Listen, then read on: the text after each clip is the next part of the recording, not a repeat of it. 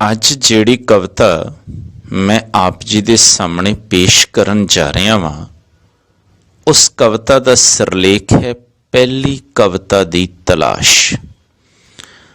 ਦੋਸਤੋ, ਤੁਸੀਂ ਮੈਨੂੰ ਮੇਰੀਆਂ ਕਵਿਤਾਵਾਂ ਮੇਰੇ ਸ਼ਬਦਾਂ ਚੋਂ ਨਾ ਲੱਭਿਓ। ਦੋਸਤੋ, ਤੁਸੀਂ ਮੈਨੂੰ ਮੇਰੀਆਂ ਕਵਿਤਾਵਾਂ ਮੇਰੇ ਸ਼ਬਦਾਂ ਚੋਂ ਨਾ ਲੱਭਿਓ, ਕਿਉਂਕਿ ਜਿੰਨੇ ਦਲੇਰ ਤੇ ਉਜਲੇ ਸਫਾਫ ਮੇਰੇ ਸ਼ਬਦ ਨੇ, ਮੁਆਫ ਕਰਨਾ ਉਹਨਾਂ ਮੈਂ ਆਪ ਨਹੀਂ।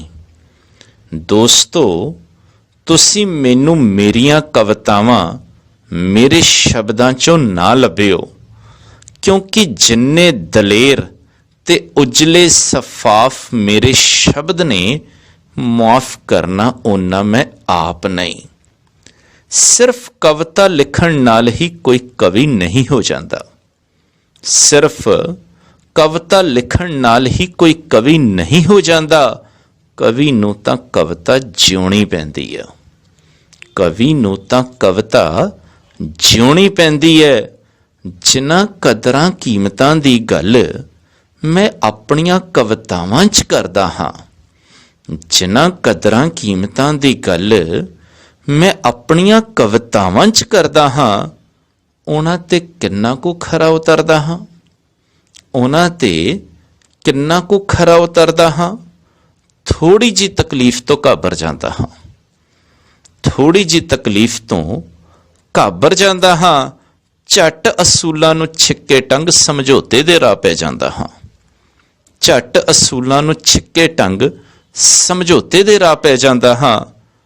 ਜਦ ਮੈਂ ਕਿਸੇ ਅਫਸਰ ਨੂੰ ਵੱਢੀ ਦਿੰਦਾ ਹਾਂ, ਕਿਸੇ ਧੀ ਭੈਣ ਦੀ ਚੁੰਨੀ ਲੱਥਦੇ ਚੁੱਪਚਾਪ ਤੱਕਦਾ ਹਾਂ, ਸੜਕ ਹਾਦਸੇ 'ਚ ਤੜਪ ਰਹੇ ਫੱਟੜ ਤੋਂ ਅੱਖਾਂ ਫੇਰ ਲੰਘਦਾ ਹਾਂ। ਜਦ ਮੈਂ ਕਿਸੇ ਅਫਸਰ ਨੂੰ ਵੱਢੀ ਦਿੰਦਾ ਹਾਂ, ਕਿਸੇ ਧੀ ਭੈਣ ਦੀ ਚੁੰਨੀ ਲੱਥਦੇ ਚੁੱਪਚਾਪ ਤੱਕਦਾ ਹਾਂ, ਸੜਕ ਹਾਦਸੇ 'ਚ ਤੜਪ ਰਹੇ ਫੱਟੜ ਤੋਂ ਅੱਖਾਂ ਫੇਰ ਲੰਘਦਾ ਹਾਂ, ਉਦੋਂ ਮੇਰੇ ਆਪੇ ਦਾ ਪ੍ਰਤੀਬਿੰਬ ਮੇਰੀਆਂ ਕਵਿਤਾਵਾਂ ਮੇਰਾ ਮੂੰਹ ਚੜਾਉਂਦੀਆਂ ਨੇ। ਉਦੋਂ ਮੇਰੇ ਆਪੇ ਦਾ ਪ੍ਰਤੀਬਿੰਬ ਮੇਰੀਆਂ ਕਵਿਤਾਵਾਂ ਮੇਰਾ ਮੂੰਹ ਚੜਾਉਂਦੀਆਂ ਨੇ, ਮੈਨੂੰ ਲੱਖ ਫਿਟਕਾਰਾਂ ਪਾਉਂਦੀਆਂ ਨੇ।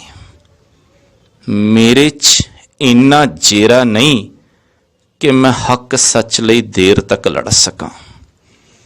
ਮੇਰੇ 'ਚ ਇੰਨਾ ਜੇਰਾ ਨਹੀਂ ਕਿ ਮੈਂ ਹੱਕ ਸੱਚ ਲਈ ਦੇਰ ਤੱਕ ਲੜ ਸਕਾਂ। ਆਪਣੇ ਹੀ ਸ਼ੀਸ਼ੇ ਜੇ ਸ਼ਬਦਾਂ ਸਾਹਵੇਂ ਦੋ ਘੜੀਆਂ ਖੜ ਸਕਾਂ। ਆਪਣੇ ਹੀ ਸ਼ੀਸ਼ੇ ਜੇ ਸ਼ਬਦਾਂ ਸਾਹਵੇਂ ਦੋ ਘੜੀਆਂ ਖੜ ਸਕਾਂ। ਜਿਸ ਰੋਜ਼ ਮੇਰੀ ਮੁਰਦਨਗੀ ਮੇਰੀ ਮਰਦਾਨਗੀ 'ਚ ਬਦਲੇਗੀ, ਮੈਂ ਸਮਝਦਾ ਹਾਂ ਉਸ ਦਿਨ ਹੀ ਮੇਰੇ 'ਚੋਂ ਅਸਲੀ ਕਵਿਤਾ ਜਨਮੇਗੀ। ਜਿਸ ਰੋਜ਼ ਮੇਰੀ ਮੁਰਦਨਗੀ ਮੇਰੀ ਮਰਦਾਨਗੀ 'ਚ ਬਦਲੇਗੀ, ਮੈਂ ਸਮਝਦਾ ਹਾਂ ਉਸ ਦਿਨ ਹੀ ਮੇਰੇ 'ਚੋਂ ਅਸਲੀ ਕਵਿਤਾ ਜਨਮੇਗੀ। ਉਹੀ ਮੇਰੀ ਪਹਿਲੀ ਕਵਿਤਾ ਹੋਵੇਗੀ, ਜਿਸ ਦੀ ਮੈਨੂੰ ਇੱਕ ਮੁੱਦਤ ਤੋਂ ਤਲਾਸ਼ ਹੈ। ਉਹੀ ਮੇਰੀ ਪਹਿਲੀ ਕਵਿਤਾ ਹੋਵੇਗੀ, ਜਿਸ ਦੀ ਮੈਨੂੰ ਇੱਕ ਮੁੱਦਤ ਤੋਂ ਤਲਾਸ਼ ਹੈ।